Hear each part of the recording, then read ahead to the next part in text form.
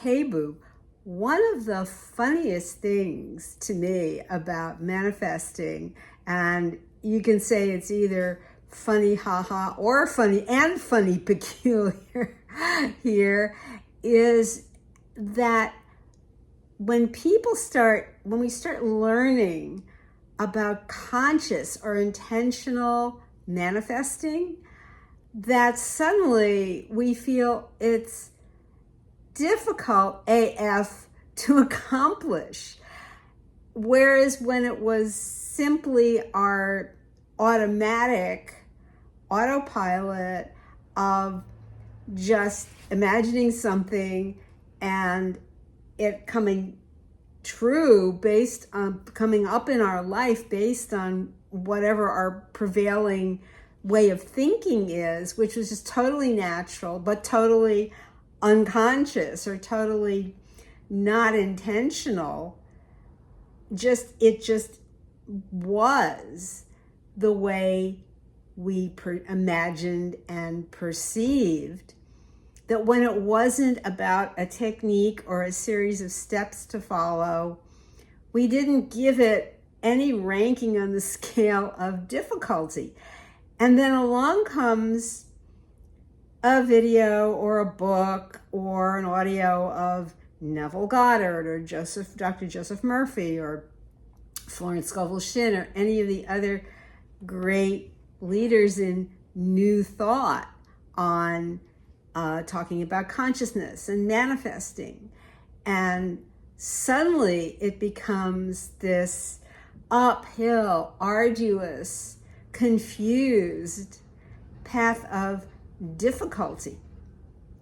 And if you've been feeling that, or if you've noticed that difference, that after you got woke or conscious or whatever about it, that suddenly it seemed like, the quest for the Holy Grail instead of something relaxed and easy and playful and fun and simple and quick, then, raise your hand. I mean, yes, I've been through all of it, but I have to say that when you notice that sense of difficulty arising, it's actually time to sit back and eat some popcorn or take a walk and have a good laugh. Even an emoji kind of laugh that's the laughing and crying face. But you gotta just let it go. That it's not the big deal that a lot of times we see in videos, that we get a sense of it being this big deal, or the ego, the smaller separated self, wants to make it into a big deal. And yes, when you might be looking at yourself, how you were as a person, your experiences before, when you were manifesting unconsciously, as we all did from the day we showed up on Earth from being born, to where something shifted and we wanted to start understanding the process better. And yes, sometimes things will come up that can put you through the ringer. But above all, when you go beyond states of consciousness, when you go beyond the concept of persisting, when you go beyond law of assumption, law of attraction, cosmic law in general, that's okay. Even going beyond Bible teachings or teachings from other great spiritual traditions, such as Eastern wisdom or Buddhism or Taoism or any of the other great traditions, that it really is about ultimately inhabiting the state of the impartial observer or the witness. It's often called witness consciousness. And you can also say, well, yes, Neville Goddard talked about the first principle, which is I am. And right now, across many YouTube channels here, we talk about, the coaches and teachers are talking about I am. And understand that I am is not, yes, it is a mantra, Hamsa, Soham, I am that am I. It is a Hindu mantra, it's an ancient mantra. That is can feel very empowering when it's just done silently or spoken aloud as a kind of prelude to meditating or sitting in stillness. Be still and know I am God, quieting the mind, that sense of uniting the breath, the mind, the heart, the gaze of your eyes, all of that into one in the Yoga Sutra, which is a part of yoga teachings. It's one of the statements or aphorisms is yoga vritti chitti nirodha. Yoga is stilling or quieting the thought waves of the mind. And raise your hand if you have been incredibly challenged by getting those dang thought waves to quiet down that monkey mind chatter, right? But yet, if we're going to focus on the confidence of knowing I am that already, I have that already, what you are building is your inner strength around that you have it.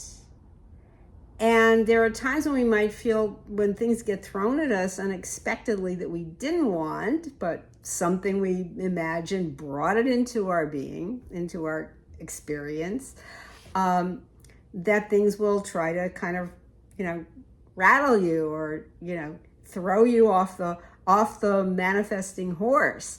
But the way to feel comfortable in the whole sequence of affairs, whether you think of them as, going from point A to point B, which they aren't really, even when Neville Goddard talks about the bridge of incidents, which is what unfolds after you and God are mutually agreed on your desire, that it's an unfolding of the places you are moved to go to, the people who come into your life, what it falls away from you, what comes to you that connects you with your desire, whether it's a small desire like having an awesome cup of coffee, or a grand desire such as a vacation in some exotic place, or a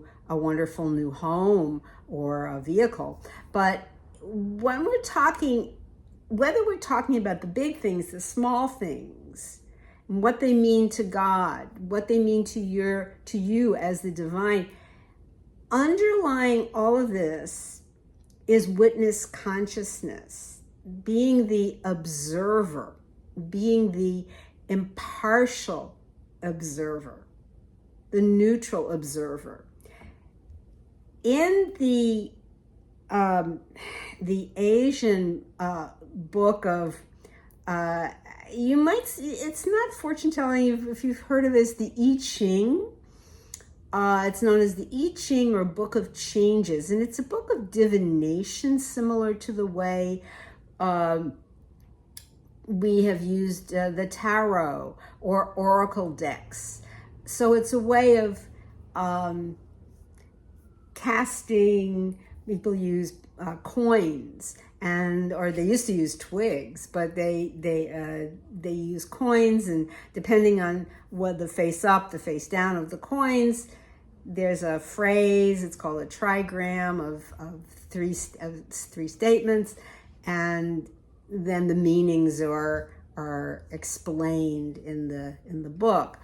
But it's it's about, they talk in the I Ching, they talk about the even-minded man. So the even-minded man, or human, or person, would be someone who is in that state of the witness, the impartial, even-seeing observer, who is steady in the face of whatever arises, who doesn't get thrown by shifts in circumstance where things fall away or things come unexpectedly, even fantastic things. Because a lot of times, if we're so conditioned, it's like the old saying, been down so long, it looks like up to me.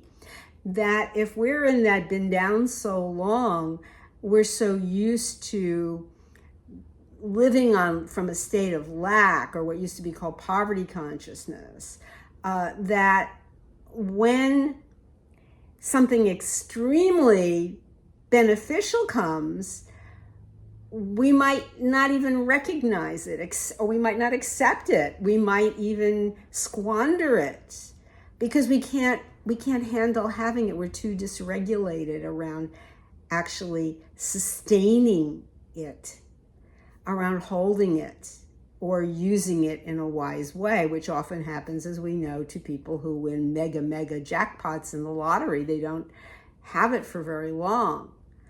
But this state of being rock solid, steady, I've talked about this in some previous videos. I just haven't maybe gone into it quite in this much detail.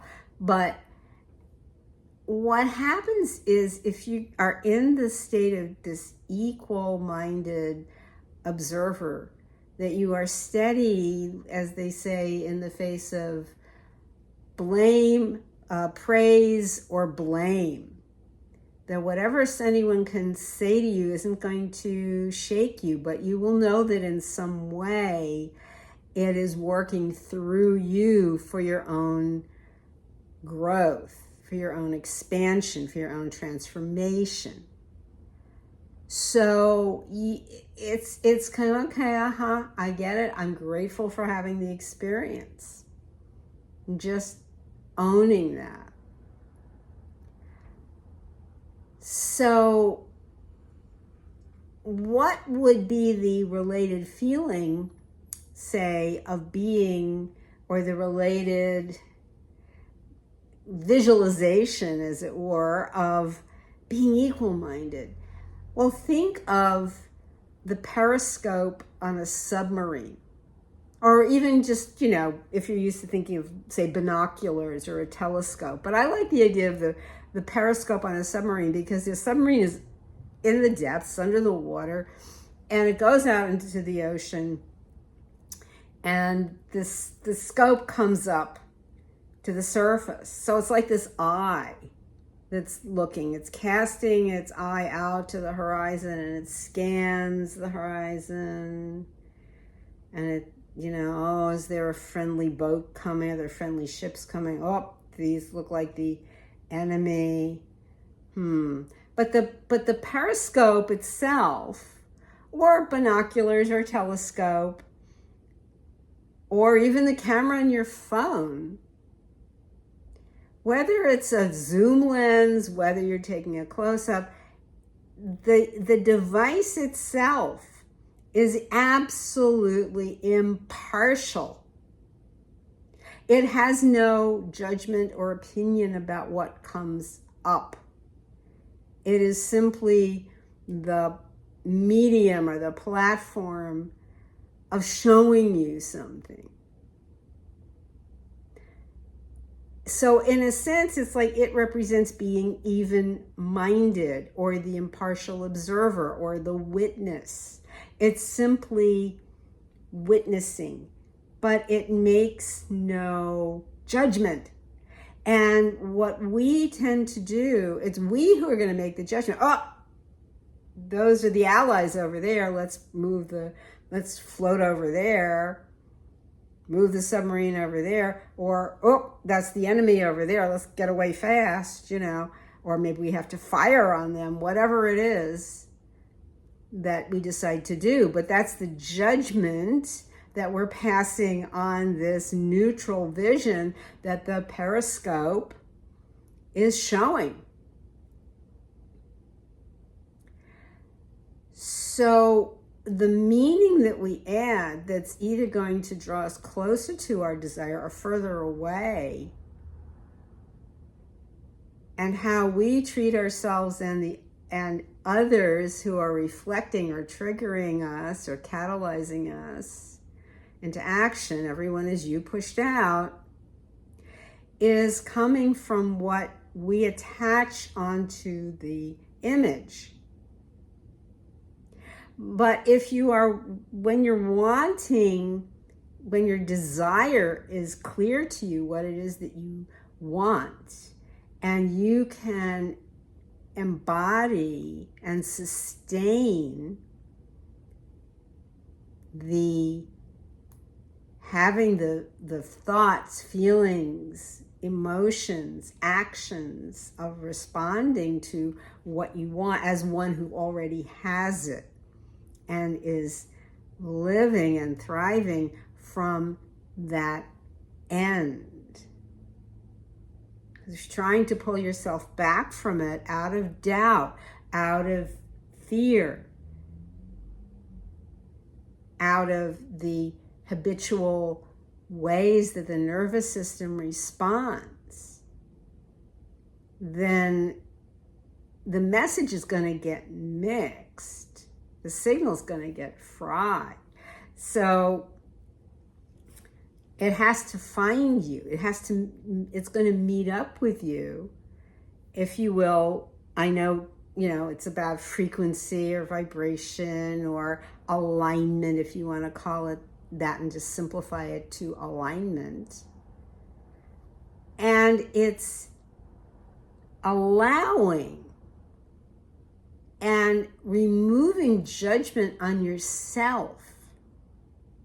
Because the ones that we're hardest on is ourself. We beat ourselves up all the time about very small things quite often,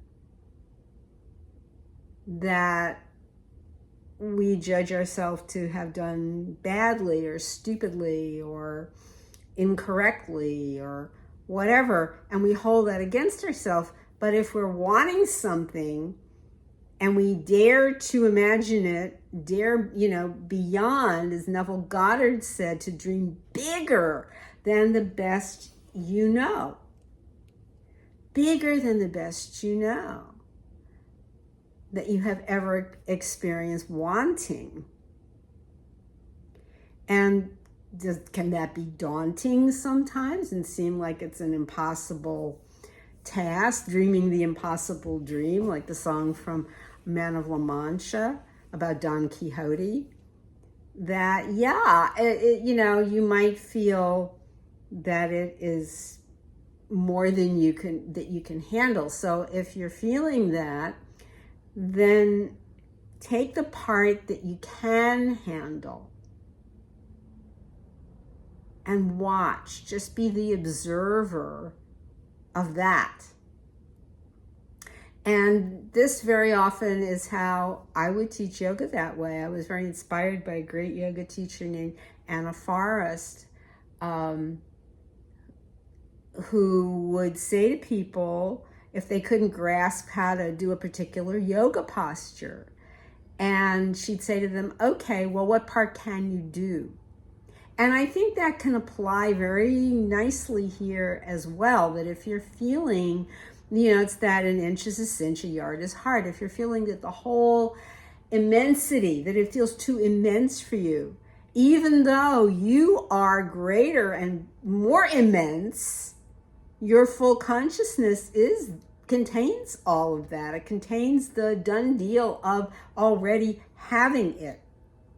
It's just if you're not there and you're not quite on, I can't do it, how am I going to be, what are they going to think of me, and how am I going to handle this, and what if this, and all that starts to happen, because that's the natural tendency of the limited mind.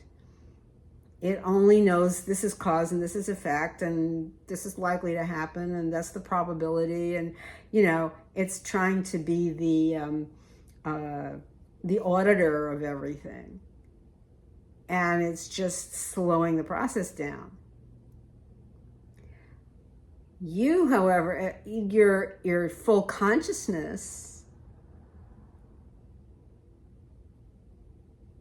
that is represented by you in what you do and how you are and showing up. But do the part you can do and then relax into that and go to the next part.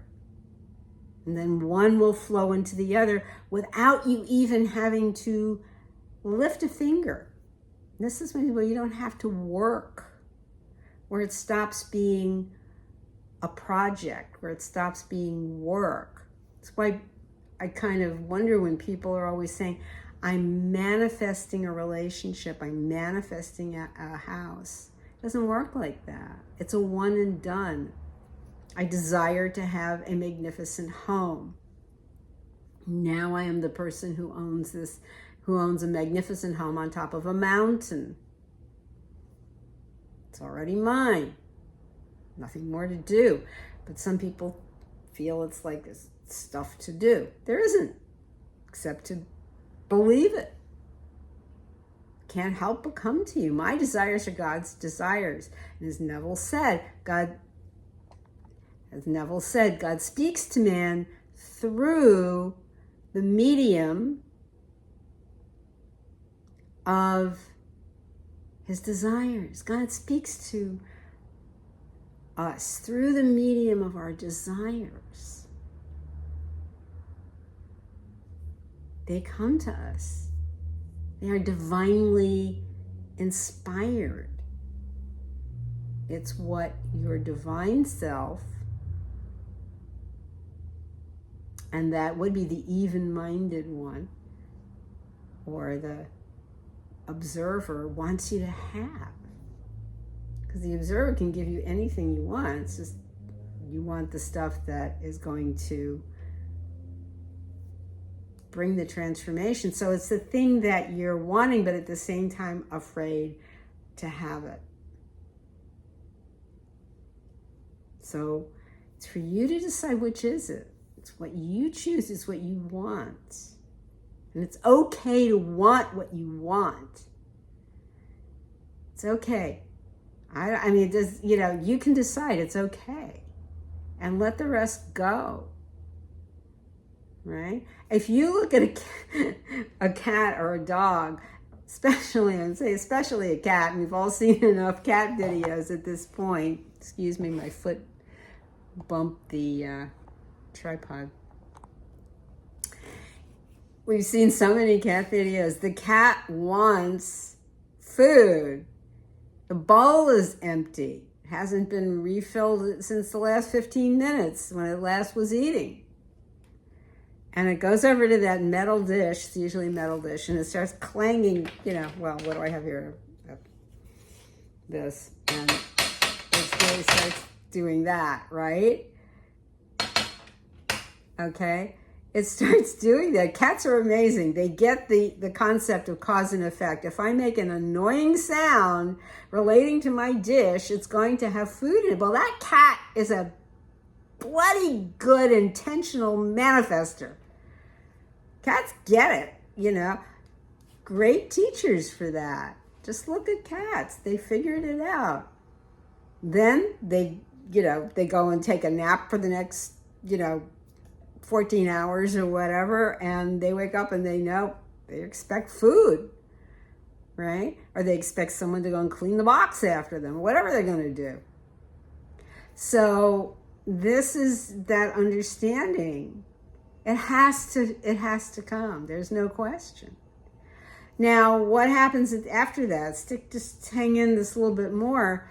We're often told, patience is a virtue.